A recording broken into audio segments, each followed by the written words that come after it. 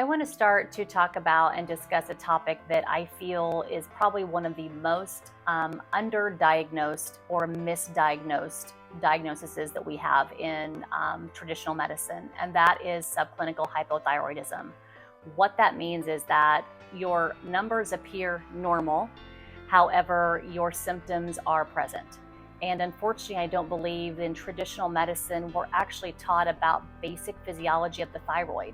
We're taught about TSH and we're taught about maybe a free T4. But unfortunately, we are not taught the importance of T3 or reverse T3.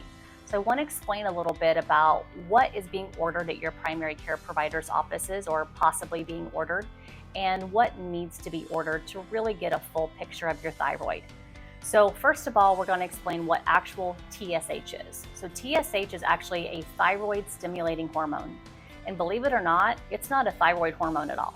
This actually comes from the brain. So this is a brain hormone that comes from the pituitary gland. So what happens is your hormone works in what we call a biofeedback loop. So your cells tell the brain what to produce as far as the pituitary gland to release thyroid stimulating hormone based on what your body needs and wants in the cells. So what happens is that the cells get the T3, it reverses back around, and it tells the brain what it needs. So let me kind of explain this a little easier terms. Thyroid stimulating hormone is released by the pituitary to signal to the production of T4. T4 is a thyroid hormone along with T3. We don't know much about T3 in the traditional medicine because we haven't really been taught very much about T3. And I can't blame anyone for not understanding it, because in any medical school, we are just not taught the basics of this and the importance of this. And I feel that we need to ask the right questions to our providers, and I want you guys to be patient advocates. I want, if you're having symptoms, to ask them, can we check this? Why are we not checking this? And educate yourself on the reasons why we need to. So what happens is the TSH stimulates the thyroid to produce T4. T4 is inactive. What that means is its job is to convert down to T3. T3 is active. This is your metabolism. This is your fat burning. This is your brain fog, your constipation, your hair, your skin, your nails. We have T3 in every cell of our body. This is the master gland that controls everything in our body. It is extremely important to have enough T3 to function. The problem is that the T4 to T3 conversion is based on nutrients. And unfortunately, with our diet, lifestyle, toxins in our environment, we are not getting these nutrients. These nutrients consist of magnesium, zinc, selenium, iodine, iron, and a lot of us are deficient. And the problem is we're not looking for these either. So the goal is for that conversion. However, there's also another problem that can arise, and that is in high stress levels. What happens is that T4 converts into what we call a reverse T3.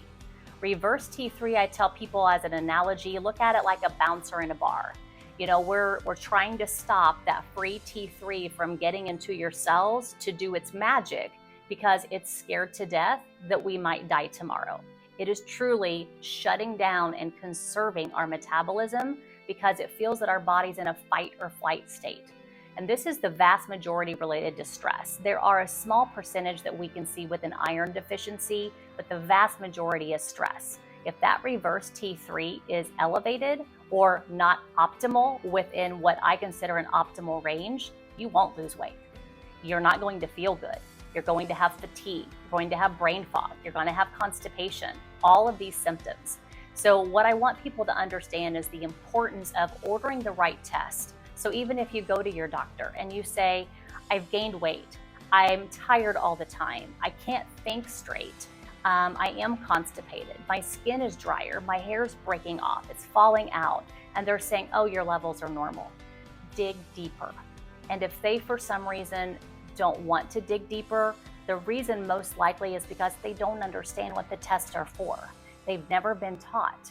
So if they're not willing to open kind of their eyes and ears and listen to your symptoms and to be willing to learn about those tests, you need to find another provider that will.